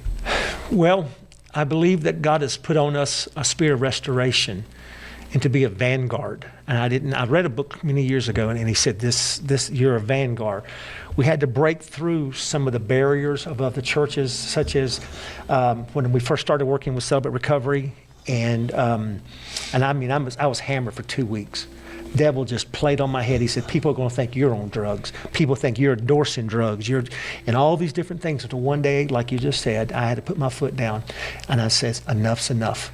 I don't care what people think about me. I have no reputation. And if they want to think, they'll think. I've been called everything except a man of God. And that's fine. Mm-hmm. But you see, I think one of the things is that we've had to break through. And as a matter of fact, I had a pastor that I followed here, a man of God, precious brother, and came in, and he got honest one night, and he was with our other pastors, and it took a lot of courage to say what he said to me, to everybody. Mm-hmm. He said, Steve came in, he said, I pastored in this area for 26 years, and he looked, he says, I did not know that we had a drug problem. I mean, I'm like, what? Right. He said, but it took an outsider to see it. Right. So I think that what's happening, we're seeing is that there's an anointing of healing. To people come in and delivered and healed, but a vanguard, we've set the pace that praise and worship can be free. Mm-hmm. You can reach out to people that are hurting and broken. That's what, matter of fact, I've had people look at me, wow, we don't want those, not our church, but other churches. We don't want them kind of people. I said, don't worry, they're not coming. Right. I said, but just get a bus and back it up at our front door, because I tell you what, we're going to love on them and show them Jesus. Yeah. And I said, bring them on. But that's okay. Yeah. Well, not that they're not sin, but they got to do what they're called to do. But I find that our anointing is a restoration of and healing, and again, my heart is discipleship, training up, mentoring people. Mm-hmm. that they're doing it. I'm so proud of them. You know, and it's nutshell. But I used to think all these big things, but I'm thinking. Yeah. Keep it simple, stupid. Kiss. Right. Keep it simple, stupid. Or Steve, I'm sorry. Yeah. My bad. Well, I think that you're staying true to that vision. You know what I mean? And I don't know, we could call it success, okay? You are being successful as far as people are coming and into making a difference, touching lives, and you're seeing people, you're seeing fruit. Yes, sir. Okay, yes, sir. And we should see fruit.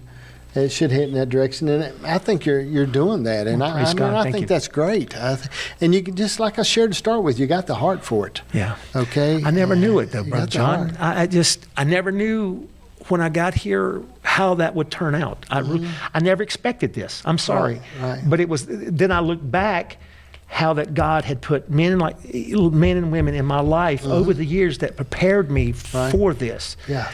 And it just blew my mind. And I had a guy in Lake City. He was in our youth group, and I led him to Christ one night, and he said I was a drug addict, and I said, man, he said, but God set me free. He went to his dealer and told him that he's no more a drug dealer. He's not going to do any more. They stabbed him. He had about 6 or 7 stab marks in his back. He gave me a stick, and I said, man, I keep it in my office. It reminds me, the battle that we're fighting. Yeah. But this guy gave it to me, and I'm like, man. But that was my first, except my brother, but introduction to drugs, Right. and the move up, and have I ever wanted to quit? Yes, sir. As a matter of fact, I had a dear friend I've been working with for 3 years, died. And I told God, I'm tired. Yeah. I asked him, I said, lift this burden off of me. This is too heavy for me to carry. And he said, Steve, there's more Eddie Branches out there. Right. And I had to, Amy Lambert, when she passed, Right. I'd get up, dust myself off. Yeah. Let's go. I got a funeral Sunday afternoon at 2:00 for a young man that was in church Sunday morning, was with us last Thursday at Celebrate Recovery, was in church on last Wednesday, passed away. Buddy, Yeah, I grew up with Eddie Branch. did you? I went. There wasn't a revival that we had at the War Church of God that he didn't come to the altar in. Ha! He come every one, and his brother married my sister, and I grew up with Eddie, went all the way through school with Eddie, and but man, I just had a hold of him. Yeah. You know what I mean? He had Oh, this battle. one was in Greensboro. Right. My brother. Oh, I'm sorry. This is That's, I apologize. No, that's my brother. Oh, I didn't grow up with that Eddie. I thought we were talking about another one. My Okay. bad. All right. Was that Johnny? You got to make sure. Was Yeah, that- it's his brother. What an amazing family. His brother. Yeah, great family. When I got up here, people said, "Are you kin to Johnny?" But Miss Barbara came before she moved. She came to church. I'm like, man. I said, I want to commend you. You and I said, I have heard nothing but good about you and your family. Yeah. And what a blessing you were to all these places. I remember when Johnny went into the Assembly of God. Really? He was in the Church of God for years. Okay. And he come to the house and was talking to my dad about it, and Dad told him how crazy he was for leaving Church of God because he had to be in Church of God. Had to be. But and he started pastoring a little church over there, a little cinder block church over at War, and it was the Assembly of God. He started in the Assembly of God. Wow. And then his actually, like I said, his brother married my sister. My mom's sister that Mom raised married her. Lonnie was his name, and married him, and we were all kin and grew up. I worked with Johnny in the mines. Did you really? Yeah, I worked in the coal mines with Johnny. Wow. And worked with him over at War when I was young. Worked with him. The world's smaller, man, than what you think. You think about lives and people, and golly, man, it's just. But these people are gone. Yeah. Okay. Yeah. Like in that family, they're all gone. And you think about how just the life is a vapor, and I think about how people they go away, and we've got to go on. Yep. You know what I mean? We have Yes, stuff we have to do, and we have to go on. Yes, sir. And I don't know, man. I'm fascinated. I think a lot about it.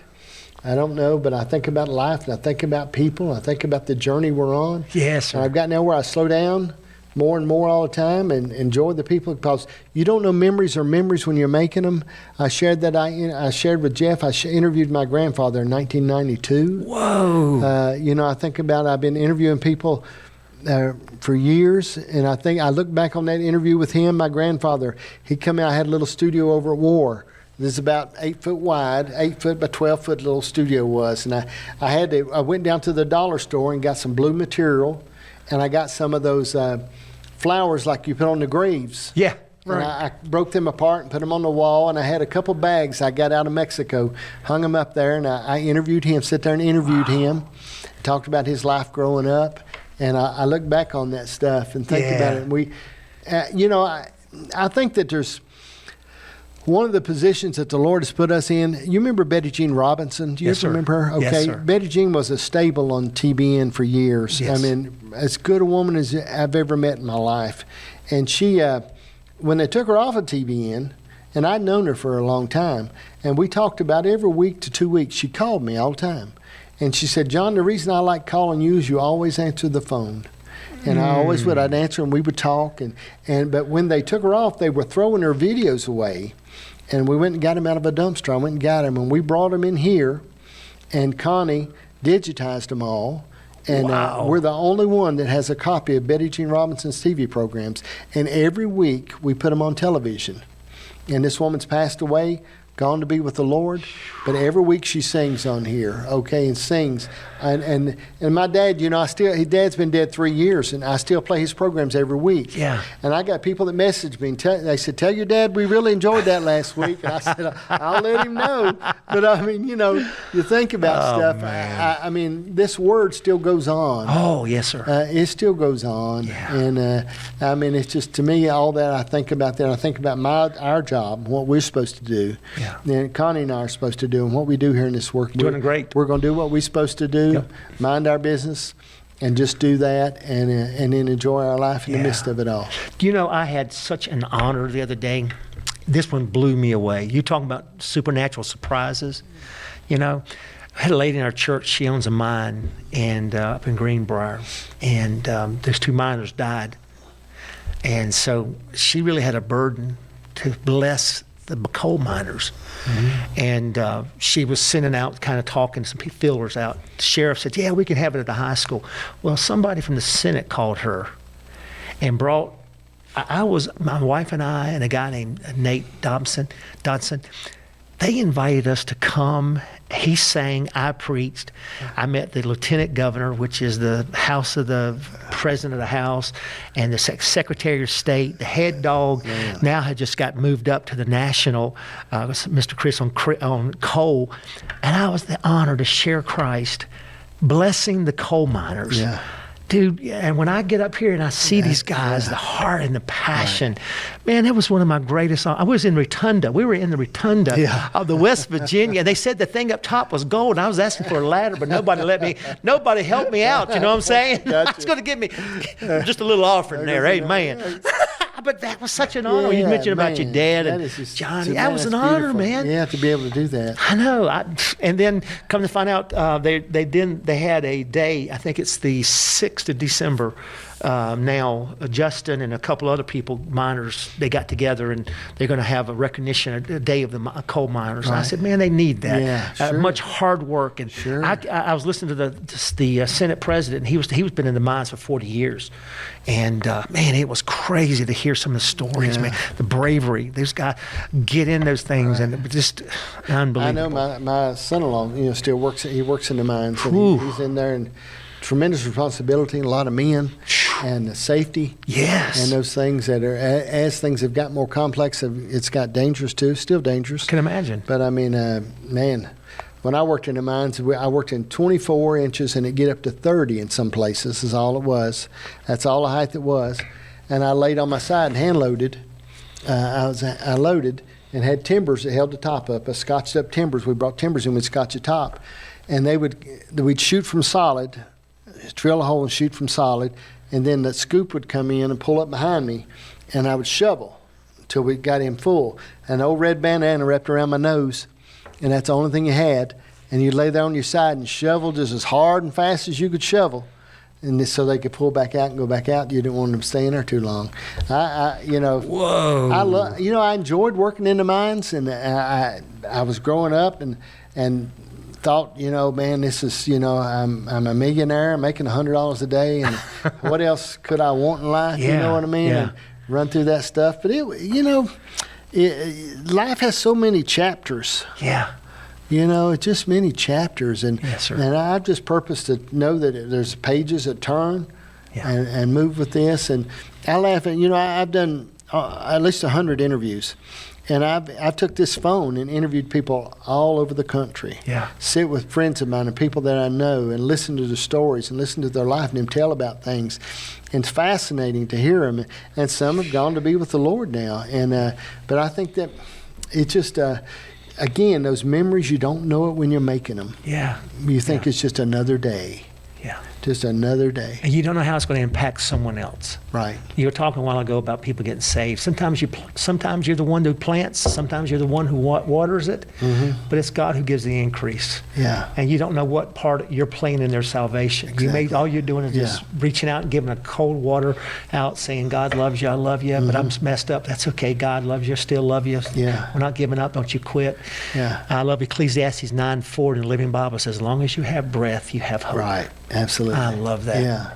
So Absolutely. Brother, I sure appreciate you. I know I've enjoyed we this. haven't covered the notes, and Janice, I will hear after this. I'm glad y'all won't be around for her to chastise me because she'll light into me. I'm a little scared of her. I mean, are these circles what we were supposed to ask? Well, we're supposed to have asked them all. All of But I mean, it really, well, the thing is, I can't really see them. Okay? And I hate to ruin the whole look I have. Oh, that I've got a look. pair of Oh, black- I've got some black rim glasses. I didn't have those. If I had those, I would have put those you'd on. have sporting those things, man. I'm sorry, but I have thoroughly enjoyed this time, Hey, Brother I tell John. you, somebody I miss is Missy. Oh, yeah. Me and I you sure both. loved her. Man, what a blessing. She was about as kind a lady, and because I've known her all my life. Yes, that's right. Ever since we were little, I knew her and her family and all of them. Coretta? Yeah, from over Coretta. I yeah. mean, I went to their house when I was young, and Lord, it was just, I remember her. I think about people that left here. Yeah. Okay, and the Bible said, "Whether the good die young, because we know not the future." Yeah. And I think about her. I think she left too young, Yeah, me and you both. and she just had a heart. Though she had a real heart like that. She impacted so many children. Right. And we're seeing fruit of it now that Right. that she planted. And even today, we're seeing fruit. Yeah. Matter of fact, her son, if I'm not mistaken, her son Luke and Leslie sang on the praise team, if I remember correctly. Leslie sang on the praise team, and Luke was playing the drums. Yeah. You know, Ain't that a hoot? it is just, I don't know, man. It's such a plan. God has such a great plan. know, man. Brother, thank you. Thank you, brother. We love you and Appreciate appreciate you.